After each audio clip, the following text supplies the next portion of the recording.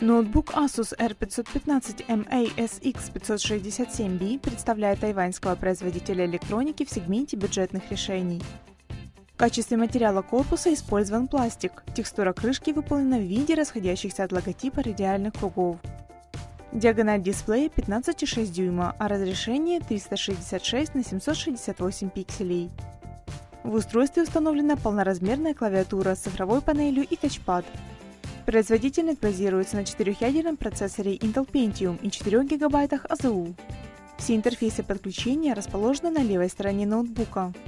Для хранения информации предусмотрен дисковый накопитель емкостью 500 ГБ.